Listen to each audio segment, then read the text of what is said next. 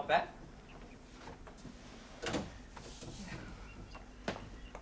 I know something terrible's happened. Now, you don't know anything of the sort. Now, just take a deep breath and...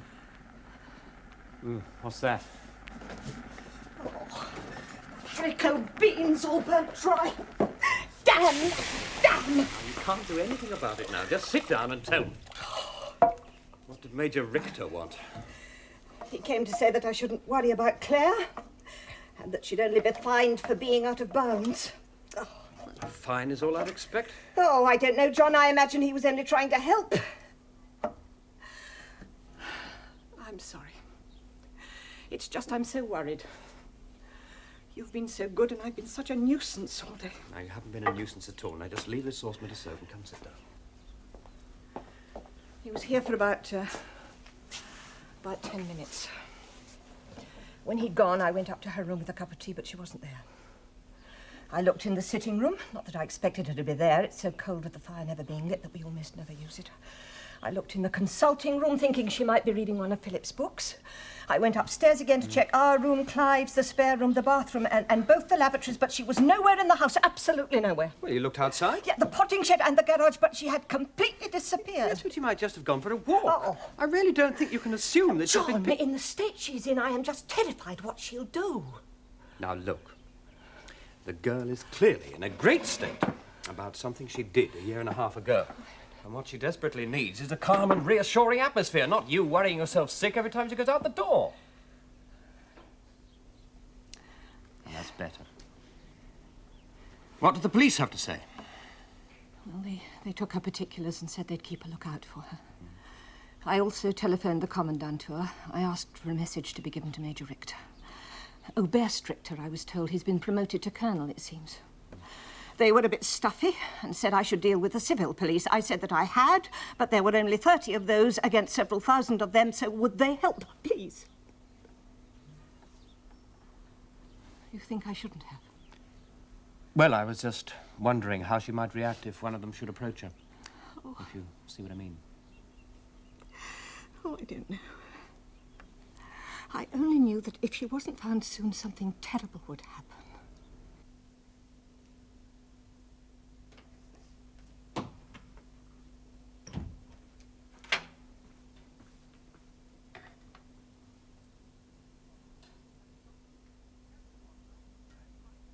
Captain Foster Smythe, I'm trying to suggest ways in which the island of Guernsey could be a little more self-sufficient. Your pre-war economy was based on tourism and horticulture. Clearly, neither is any longer of much relevance. And I have more been trying... emphasis must be given to food production. I have been trying to point out, Major, that keeping upwards of 3,000 head of cattle in order to supply your troops with dairy produce requires a hell of a lot of pasture. Land which cannot be used for growing root crops. The cattle are not exclusively there for German use, as you very well know. Half of them are. More than half of them, since there are now as many of you on the island as there are civilians. If you're going to complain about the food, you shouldn't have come. This is intolerable. I am trying to help, and all I get in return is unwarranted abuse. You've requisitioned 20 tons of winter vegetables per month since December and are insisting on increasing it to 70 tons a month in the spring. That sounds more like plunder than help. May I remind you our demands for the winter were originally for 50 tons a week, and that we reduced that figure by 60% at your request. Because your original figure couldn't possibly have been met. And you know it. Do you know what the civilian ration of potatoes is? Of course, £7 per person per week since the ration was introduced on the 8th of December. And you also know how much has actually been available? This is entirely incidental. Apart from £2 each in Christmas week, nothing. That's how much. The ration is theoretical. People queue for hours for a few parsnips or turnips while you commandeer what you want. There are poor people, particularly in a state of semi-starvation. There is a finite amount of cultivatable land on this island, Major, and you cannot get out of it more than it will bear. Livestock compete with people for food. It's a fine balance. Animal husbandry is neither the most efficient nor economic method of producing protein. I don't want a lecture from you on farm management. I am putting to you a way of utilizing private gardens and wasteland, not a wholesale change in farming policy. Well, what private gardens? Nearly all the houses with large private gardens have been requisitioned for your troops. Oh, rubbish. There's a thriving industry in back garden produce. Pigs, goats, rabbits, poultry. I am saying that organized on proper official lines, this could make a significant contribution to food supplies. Well, if that's the case, why interfere with it? Leave well alone. I said organized on proper official lines. That does not mean into the black market. Black market? Prosecutions are running at the rate of 1 a week for the illegal slaughter of undeclared livestock and trading in illicit produce.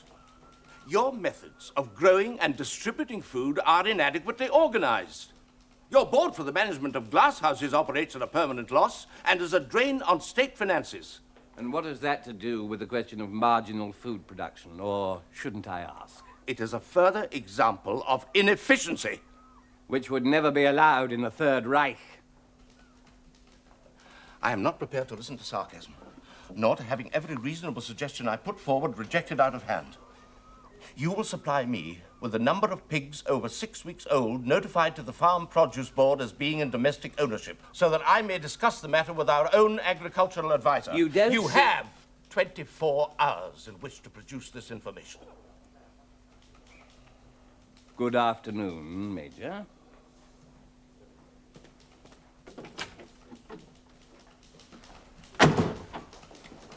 Good afternoon, Captain. And how was your weekly encounter with Captain Foster's mile? It really is quite impossible. The damn man is just a pettifogging bureaucrat. Is England full of such people? If so, thank God the Fuhrer didn't invade them. Why did they elect him to the controlling committee? At least with Dr. Martell you could discuss the problem. With this man, it's always a total lack of cooperation. Hey, what's this telephone message? I've just seen Mrs. Martell. Oh, Kluger knows about it. Is Oberleutnant Kluge in his office? Yes, Herr Oberst. Ask him to come along here. At once, Herr Oberst. There's another message there from the General's ADC. Milo wants 12 of his HQ officers to be invited. Have you seen this? I have. In addition to himself and his ADC. Plus an equal number from here. And the cream of local society. Why did you agree? I most certainly did not agree. I was left no choice. The Herr General wants a civic reception for himself and his young officers, and he's determined to have one. Only one problem. The cream of local society don't know him and don't want to know him. Indeed, they don't want to know us. Not desperately surprising. Under the circumstances, I wouldn't want to know us either. Overcome their resistance, he said. Let them see the kind of people we are, he said. Be good for them, good for us. Weren't those his words? His very words. Yes, well then. Well, you did demur, did you not? Demur? What kind of word is that? Oh, hesitate from uncertainty. Yes, and I bloody well did hesitate from uncertainty. Did it do me any good? It did not. The General still wants his reception, so what am I to do, huh? I honestly don't know, Dieter. I raised the subject with Mrs. Martell. I said, the Commander-in-Chief is desirous of being received socially. She replied, I would already know the answer to such a proposal, and she did not wish to say more. So there we are. The Herr General will not be received socially by the islanders, and frankly does that surprise us. Now, Otto, what's this message from Mrs. Martell? Yes. She spoke to the Stabsfeldwebel, and in your absence, he passed the message to me. It seems that Mrs. Martell is very worried about her daughter. Oh, yes, I've just come from there. The daughter's unwell. Yeah. Well, I was supposed to give this to you. This is from her doctor. The mother didn't seem unduly perturbed then. But immediately after you left, she went to look for her daughter and could find her nowhere. She telephoned the island police and then took the liberty of seeking your assistance, Herr Oberst. I've asked the Feldgendarmerie patrols to keep a lookout for her. This is to certify that Miss Clare Martell is suffering from acute depression and is for the time being unfit to attend to her affairs. Is this genuine, Dieter? Oh, yes, I'm sure it is. Shall I ask the Stabsfeldwebel to take her name out of the court list, Herr Major? Yes, I think you'd better. Richter. A message for Oberleutnant Kluge, Herr Oberst. Yes, well, what is it? Fräulein Martell has been found. She is in hospital. Well, under what circumstances? She was found unconscious in the sea, Herr Oberst, at Colbert. That is all I know. Aye, thank you. The girl has been taken unconscious in the sea. At Colbert.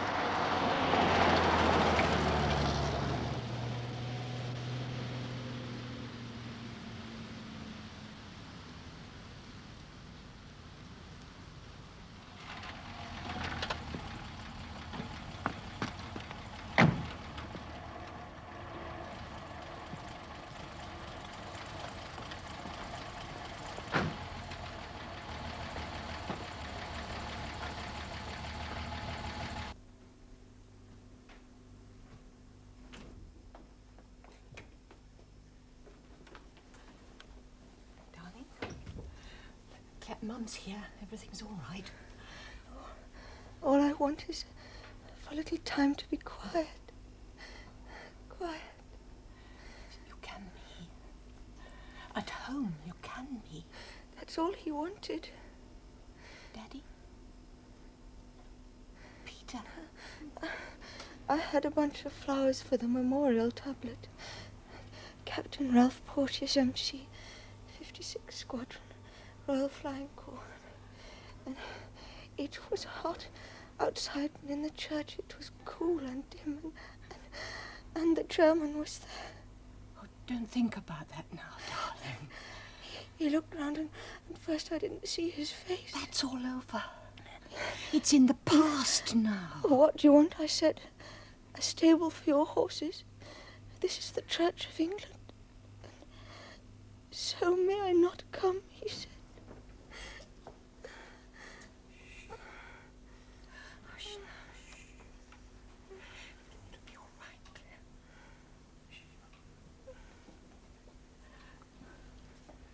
I've spoken to the sister and they're going to keep her in overnight. I should leave her be now. She's exhausted. I'll fetch her in my car tomorrow. Come on. I'll take you home.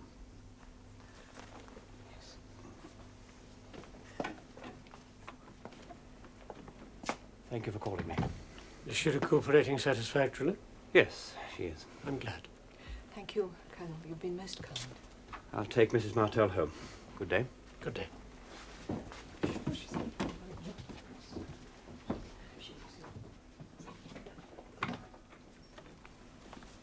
Excuse me, may I be allowed to see Miss Martell? She's not to be disturbed. No, of course not. Then you may. Thank you. Briefly.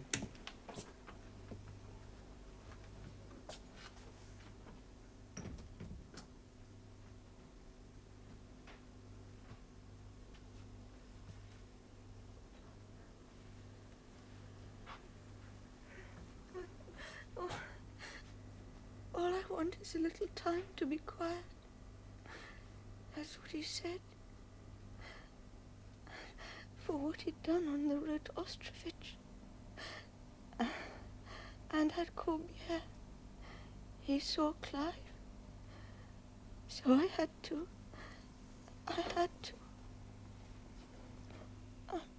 I'm sorry. I'm sorry. I'm sorry.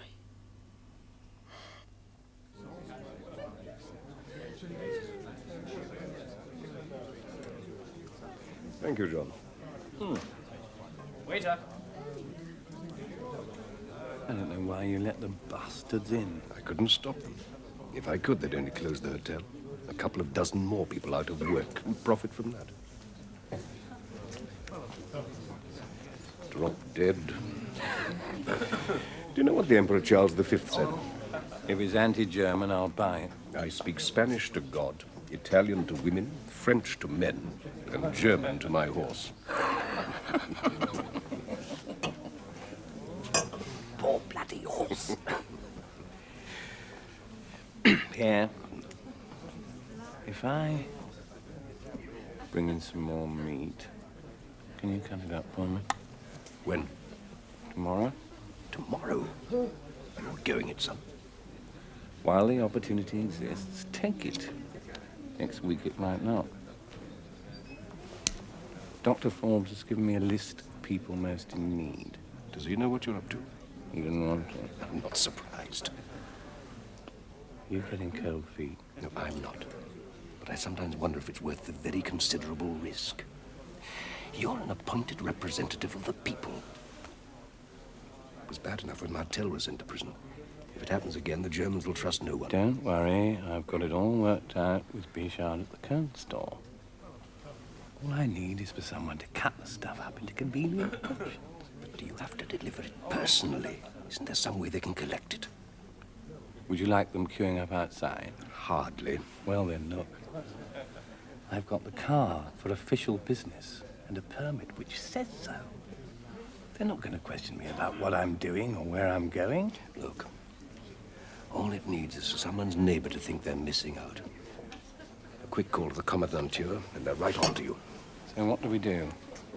Let the opportunity of doing a bit of good simply pass by. All I'm saying is it needs just one person with a sense of injustice, and you're in dead trouble.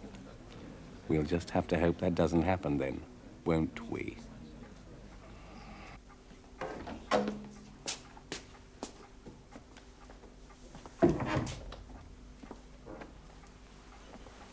Ah, the Führer savouring the spoils of victory. All best. May I offer you a drink? Thank you. Port. The same. Thank heavens there's somewhere still neutral. There'll soon be spring in Paris. Soon be spring in Guernsey. You prefer it here? Too much crime in Paris. Too much intrigue. Otto, I thought you were a hungry detective from Hamburg. I've been spoiled. Thank you. Yes, I expect we all have. Wonder how much longer it will last. You think it won't last? I said I wonder, which is to speculate idly as far as I'm prepared to go in the matter. I understand. Do you? This is excellent. How was the Martel girl, sir? I think she'll be all right. This time? It was deliberate. It seems likely, yes. It's funny, isn't it? Well, scarcely the word I would have used. No, I mean at Corbière. What?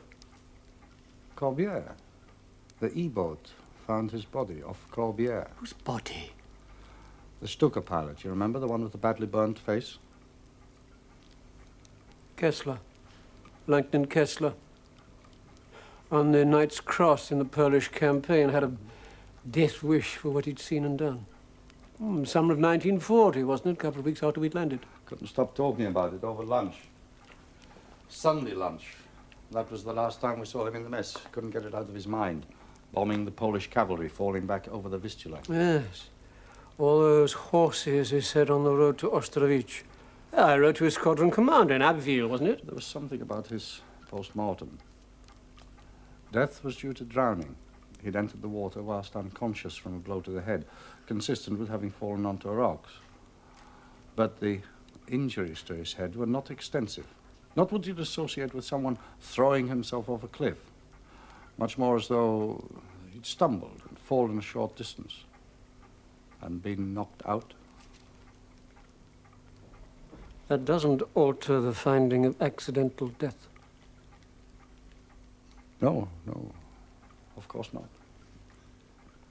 Still, as you say, funny about Corbière.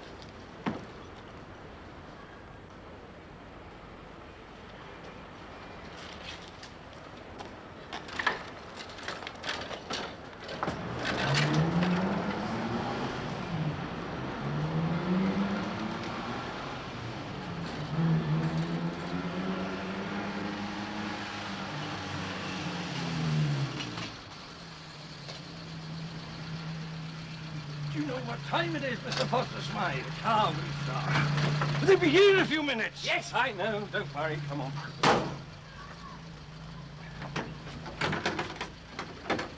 Do take some risks. We all do. Come on.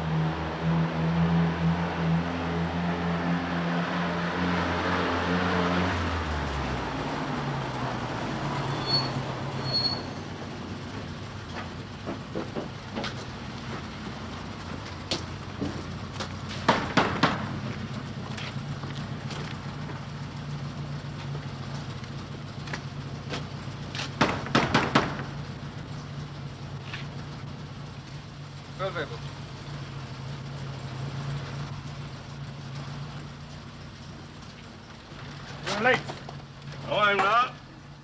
You're early. Open! That's what I'm doing, aren't I?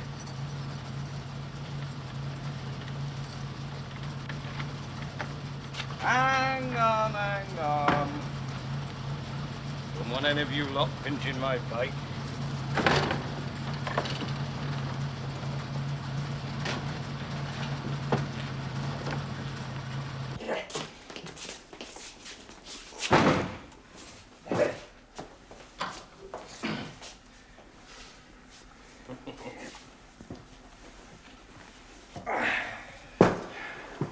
Better get rid of that in short order. How on earth do you manage it? From under their very eyes. Well, almost. Well, they start to wonder where the meat's going. Probably. They haven't rumbled it yet. And when they do, We shall have to think of another way. I'll have some more tomorrow. be careful. If they want to be gamekeeper, okay, I'll be poacher. And poachers never get caught. You're sure of the figures? I've seen the manifest. 5 carcasses in a week. Hind quarters mainly, 50 kilos each on average.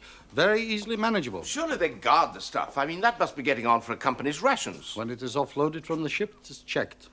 It's transported to the cold storage depot, checked.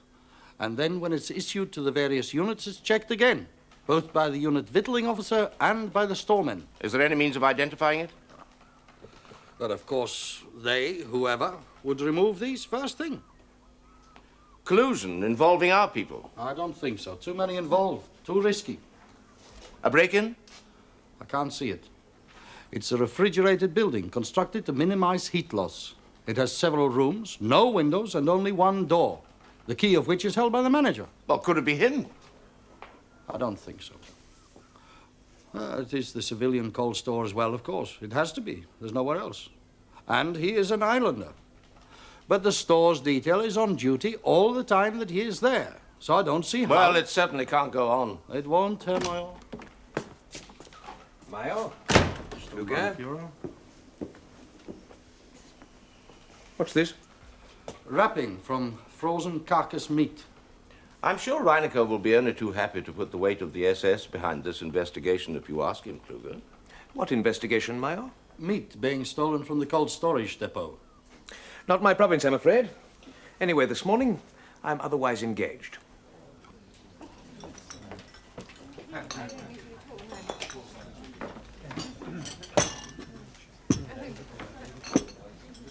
bring your toast in a minute.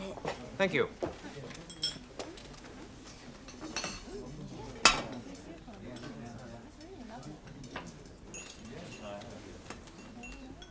You always sniff the coffee? Good morning, Herr General. Good morning. It seemed a prudent precaution, although they're pretty reliable here. Had an aunt who used to stay in Baden-Baden in a place like this. Damned if I know how they can keep going. They still manage a meal of sorts, a decent bottle of wine. Not much civilian custom. A bit expensive for them. The exchange rate is in our favor. Moreover, the manager does his best to make us not unwelcome. Knows which side his bread is buttered. Some coffee, Herr General? Thank you. Ersatz, of course, but quite drinkable. Ah, thank you. I took the liberty of ordering some toast. No preserves. No, Or sugar. I can let you have a couple of saccharine tablets. I don't think so, thank you. You're a Guernsey girl. Yes. Worked here before the war, did you? Before the occupation, I did. Must seem very different now. Well, they do say you can get used to anything. Pert. But pretty. Shall you put in your own milk? You married, Richter? No, sir. Pity you'd make someone a damn fine wife. Ah, good. They've managed a bit of butter. What I said. Sorry? They know which side their bread is buttered. Yes. Well, Richter, what have you got to say to me, eh? And why do you consider it better done here than in my office? Is it to spare me embarrassment or to spare you embarrassment? Neither, Herr General. That would be to overstate the case. There must be some truth in it, or you wouldn't be sitting here like a couple of old maids drinking ersatz coffee. It is a question of embarrassment for us all, I think. That is why, well, one of the reasons, anyhow, I sought a discussion here rather than at your own headquarters. Very well, Sturmbannführer. So much for the preliminaries. Now, what do you have to say to me to spare embarrassment for us all? What would you say, Herr General, is the biggest non-military threat to our presence in these islands? You tell me. Cohabitation. You mean fraternization? No, Herr General. I mean cohabitation. All the subtle accommodations arrived at between two sets of people forced to live together. Fraternization is the deliberate cultivation of friendship between people who nevertheless acknowledge a basic antagonism. In opposition, they seek a common ground. The effect of cohabitation is to remove the opposition. And why is that bad? Because we are at war, Herr General. And the circumstances here are seductive. We comport ourselves in a casual fashion as though the war were over and won. The war is far from won. We have become slack and complacent. Is this the considered opinion of the SS? It is, Herr General. Because that is how you have reported it. Because that is how I have seen it. You have represented these views to the Commandant? The Commandant is a civilized and humane man. I see. So, over coffee and buttered toast, you would have me stiffen our resolve. You could have said this in my office. Some more coffee, Herr General? Thank you. You have proposed to Oberst Richter a reception. I have? To which are to be invited leading civilians. What of it? With respect, Herr General, I have been here since the beginning. I know the temper. To do as you propose would be to invite rebuff. That would not be good. It would not be politic to lay yourself open to such a thing. You take a lot upon yourself, Sturmbannführer. It is my duty. But not to me. You are not of my staff. Not of the regular army. That is true. But you are the Third Reich in these islands. An insult to you is an insult to Germany. And to the Führer. Just as you say. Hello, Major Richter. Didn't expect the pleasure of you today. Herr General, this is the manager, Mr. Pierre Messerby, General Muller. We are very honored. Everything to your satisfaction, gentlemen. Within the obvious limits. Perfectly, thank you. Thank you, General. How old are you, Richter? 33, sir. Young for a Sturmbannführer?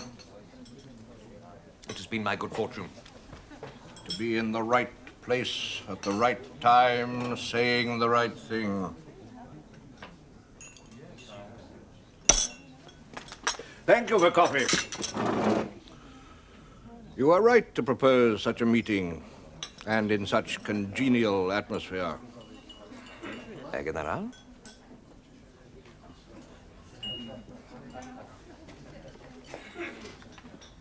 Everything all right? Perfectly, miss. The bill, please.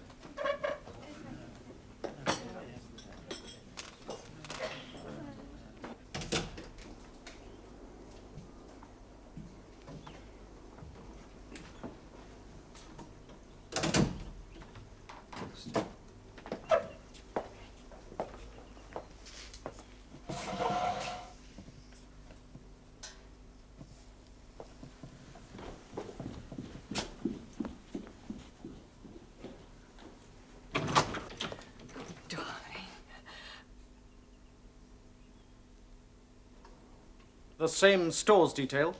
A Feldwebel, a Gefreiter, and 2 men has been on duty the whole time. But there is no suggestion that any of them has been dealing in stolen food. How can you be certain of that? The disposal of such a large quantity for cash would be difficult to conceal from their fellows. Always supposing that their fellows would tell you. One knows when the truth is being evaded, Oberleutnant. Yes, I suppose one usually does. And yet, 250 kilos of meat have disappeared. And you can find no evidence implicating the store's detail. All right. Let us assume that the store's detail is not implicated. How the hell is it done? I suppose they are there all the time. Yes, Oberleutnant. From just before 7 in the morning. And the stores are locked at 1700, and the guard is set until curfew. That is correct. Well, it can't happen after curfew. Any civilian will be picked up immediately. You say the store's detail is there before 7 in the morning? They are scheduled to be there at 7:15. What if the manager arrived before them? That is hardly possible. Curfew does not end till 6:30, and he has a 15-minute bicycle ride to get there. I see. And, of course, also he would have to arrange with someone with transport. A horse, a cart, a wheelbarrow. No. The time is too narrow for such a thing. Unless, Herr Oberleutnant. Unless what? Unless the detail has got into the habit of arriving late. Just 5 or 10 minutes would be enough, yeah? All right. From tomorrow, Unterwachtmeister. You will watch, and we will see.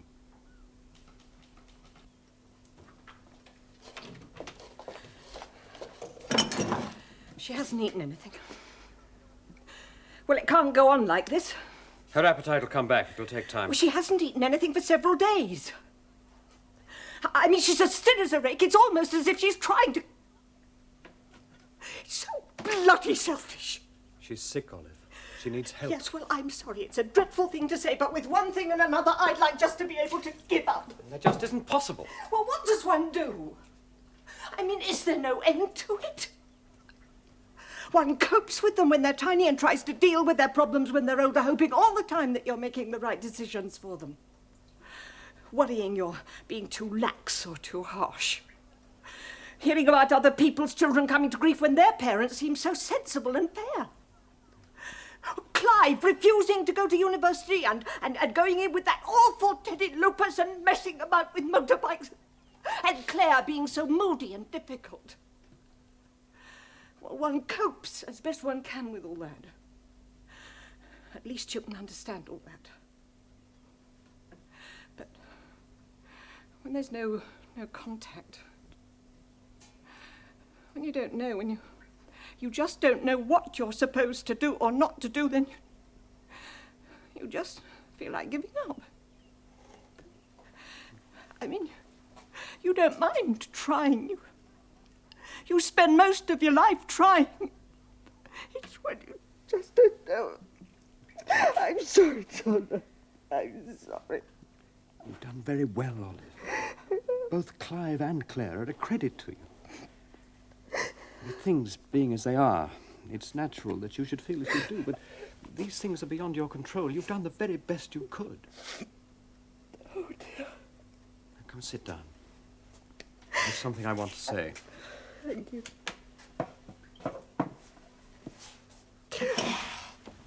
Now, I understand everything you say, but I think it's important to distinguish between the more or less ordinary parental problems and this. Yes, she's tried to kill herself. Not because of anything you've done or not done, but because of something she's done. It may not even be very rational. She's sick and she needs help. Not the limited kind that I can give her, or even what you can do. She needs to go away for a little, to be with people she doesn't know. Strangers who make no demands upon her, and upon whom she makes no demands. And then perhaps she'll be able to come to terms with it all. Where? What kind of people? Some people I know who'll be very understanding.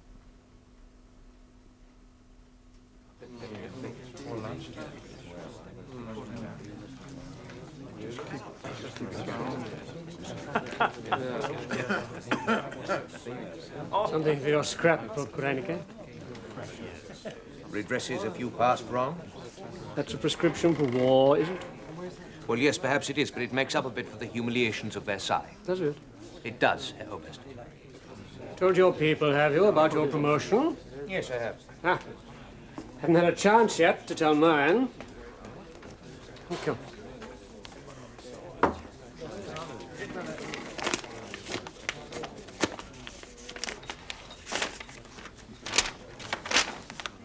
The Commander-in-Chief and his reception. He's decided against inviting civilians. Indeed. And he wants it to be held at an hotel. Oh, really? Does the General suggest which one? The Normandie. So something of a volte-face for him. Does the General suggest when? In 1 week's time.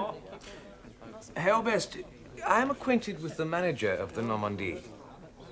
Would you like me to discuss arrangements? That's very considerate of you, Heineke. Not at all, Oberst. It will be a pleasure.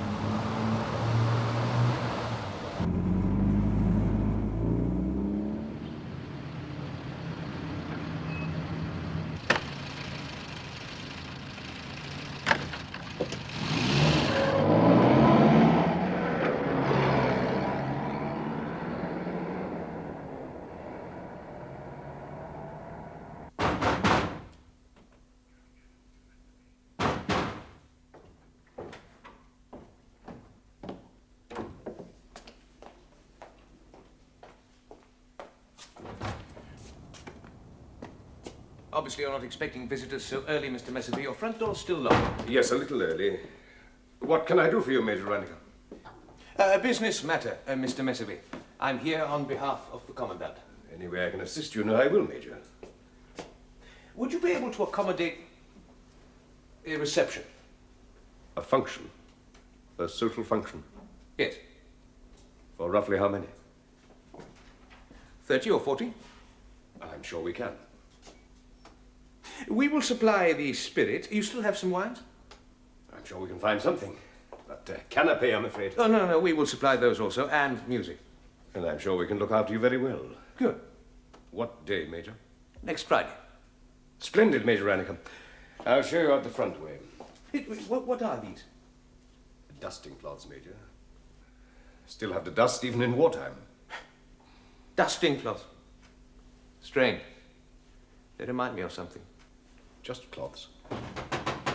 You have more early morning visitors. Kitchen staff, I'll deal with them in a moment. Good morning, Captain Foster Smythe.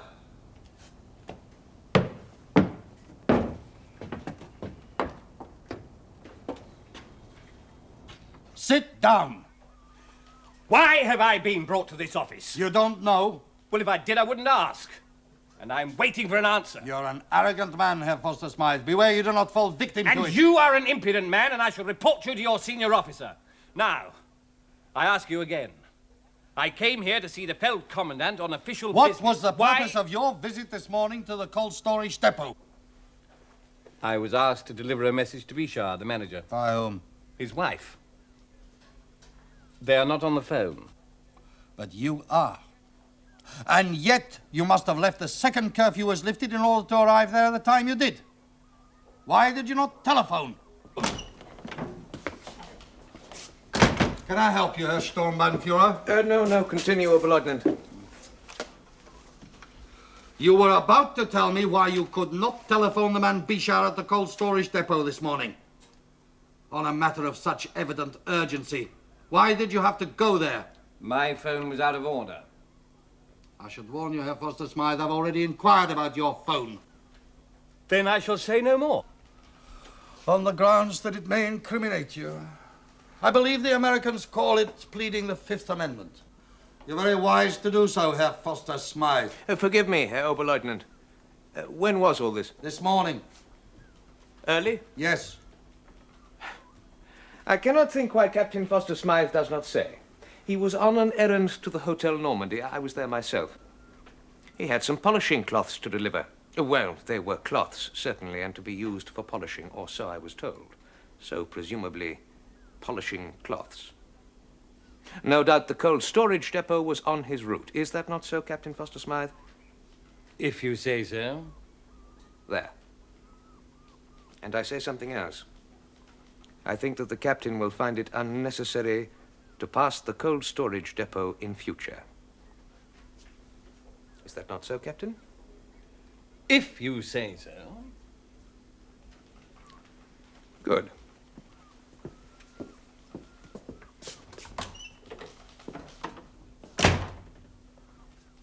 Herr Foster Smythe, I think you're indeed a fortunate man not to have been caught red-handed.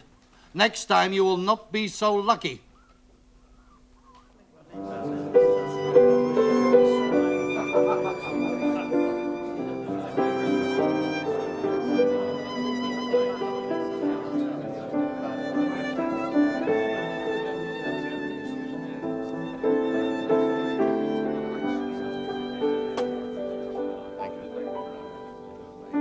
Good evening, Herr General.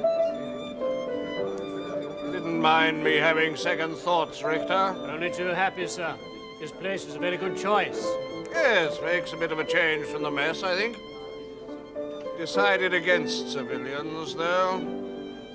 Not really a great deal in common. Except being in Guernsey. Right. General, gentlemen, everything to your satisfaction. Capital, Messerby, capital. Splendid. Mr. Messervy? I'm sure you must have quite enough polishing cloths to last for a long time. It'd be such a pity if the Hotel Normandy were forced to close its doors, don't you think?